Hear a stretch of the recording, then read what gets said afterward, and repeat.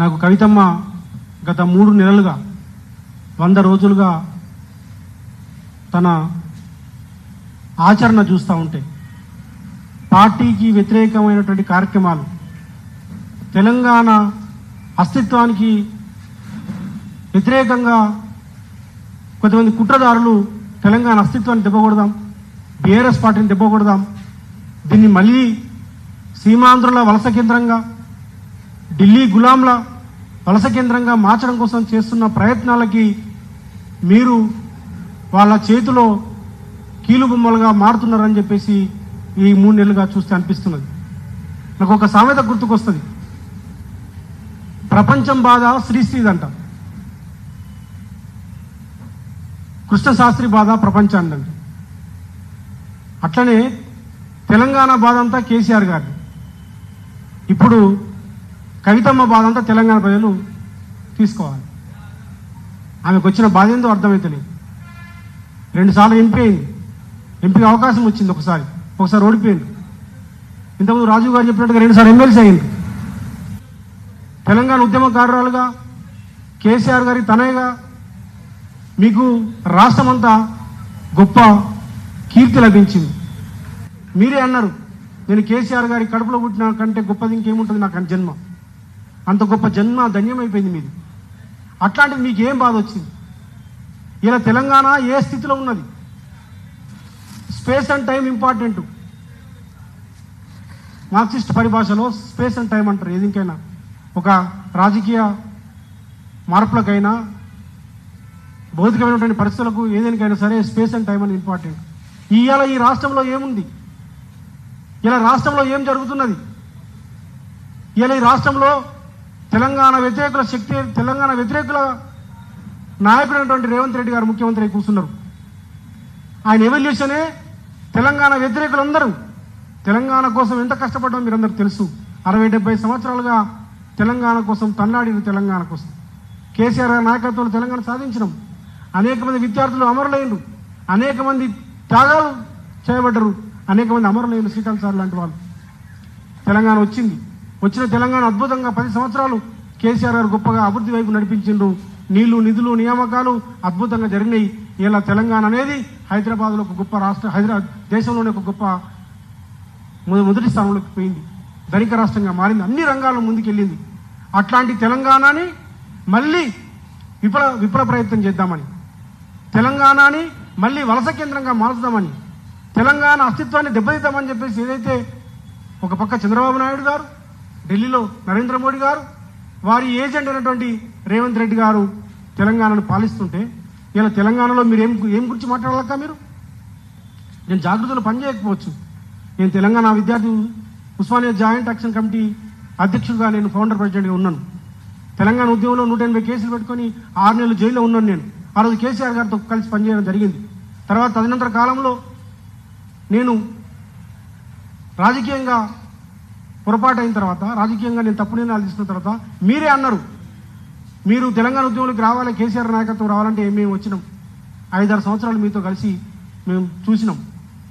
ఇవాళ మీరు దేనికోసం మాట్లాడాలక్క? మీరు దేనికోసం మీరు గొంతెత్తాలి?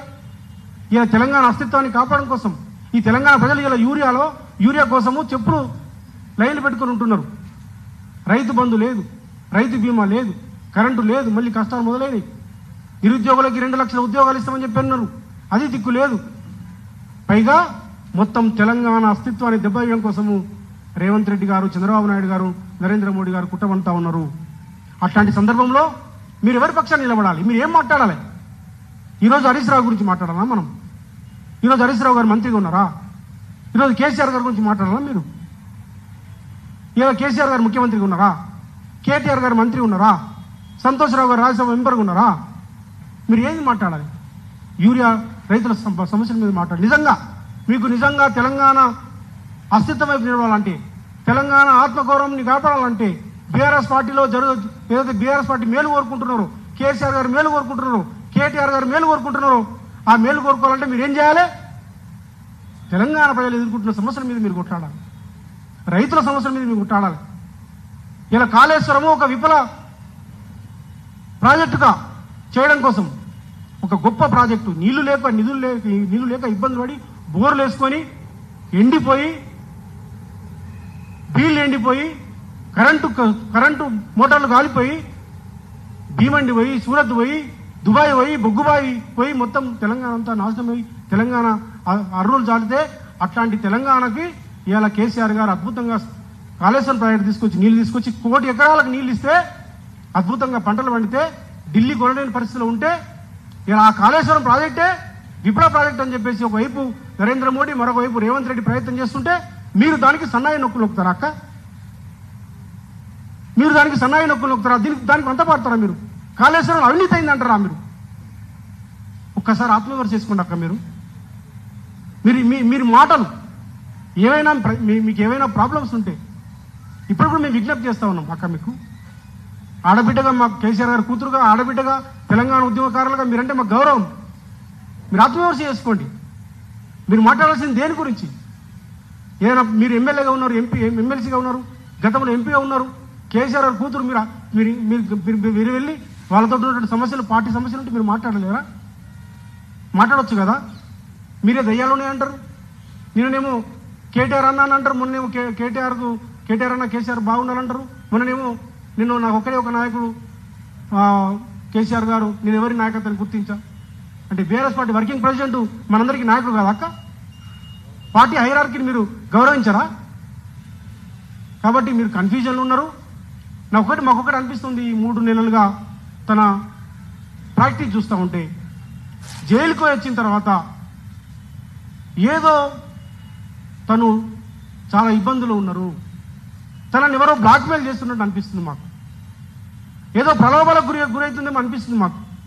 ఎందుకంటే తను యుద్ధం చేసినట్లుగా ఒక ఇంతకుముందు చెప్పినట్టుగా రైతుల సమస్యల గురించి మాట్లాడరు మీరు, నిరుద్యోగ సమస్యల గురించి మాట్లాడరు మీరు, ఇంకే సమస్యల గురించి మాట్లాడరు. కాకుండా పార్టీని మీరు టార్గెట్ చేస్తూ, కేసీఆర్ గారిని టార్గెట్ చేస్తూ, కేటీఆర్ గారిని టార్గెట్ చేస్తూ, హరీష్ రావు గారిని టార్గెట్ చేస్తూ, మీరు చిట్చాట్ చేస్తూ, అంటే ఎందుకు ఒత్తిడికి లోనవుతున్నారు మీరు అక్క? ఏం బాధ వచ్చింది మీకు? ఏం ప్రలోభాలకు గురవుతున్నారు? మేము ఒకటే విజ్ఞప్తి చేస్తున్నాం, ఇప్పటికైనా మీరు ఈ తెలంగాణ వ్యతిరేక శక్తులతోటి మీరు చేస్తున్నారని అంటలేము మేము. మీకు తెలిసో తెలియకనో మీ ఏదో అసంతృప్తి పెట్టుకొని మీరు ఇట్లా చేయడం వల్ల అది తెలంగాణ వ్యతిరేకులకి ఆయుధంగా మారుతున్నది.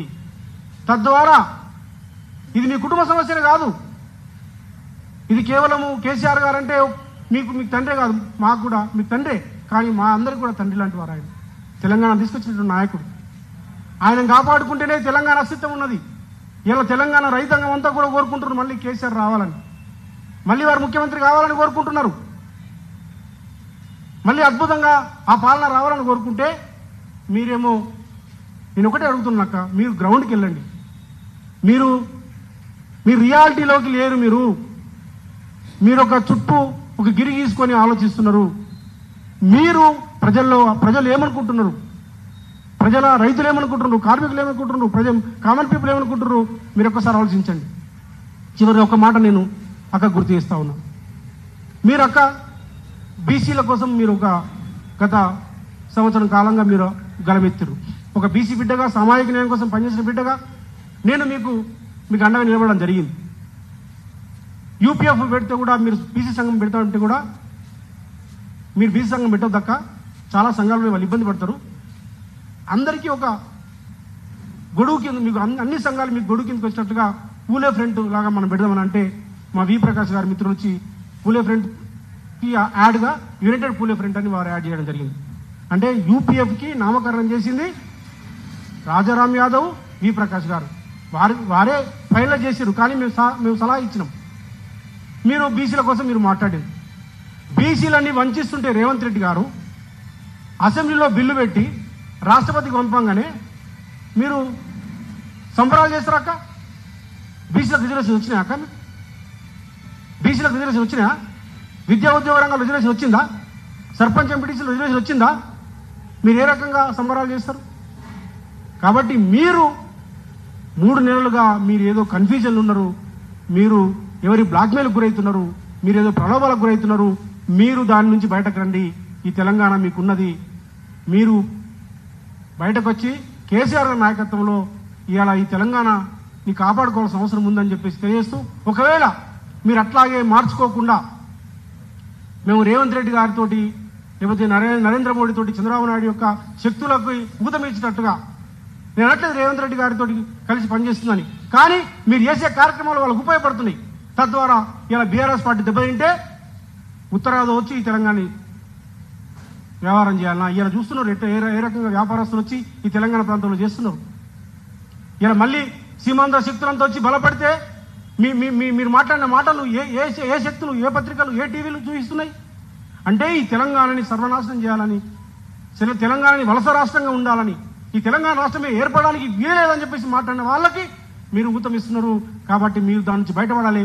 లేకపోతే మరి భవిష్యత్తులో మాకు తెలంగాణ ఇంపార్టెంట్, ఈ తెలంగాణ ఇంపార్టెంట్ మాకు. కేసీఆర్ గారి నాయకత్వం ఇంపార్టెంట్ మాకు, కేటీఆర్ గారి నాయకత్వం ఇంపార్టెంట్ మాకు, హరీష్ అన్న లాంటి ఒక అద్భుతమైన నాయకుడు మాకు అవసరం. కాబట్టి మేము వాళ్ళ మీద మీరు అవకు చవకలు తెలిస్తే ఖచ్చితంగా మేము అట్లాగే స్పందించాల్సి వస్తుంది. మా ఆడబిడ్డగా కూడా చూడమని చెప్పేసి ఈ సందర్భంగా తెలియజేస్తా ఉన్నాం. Thank you.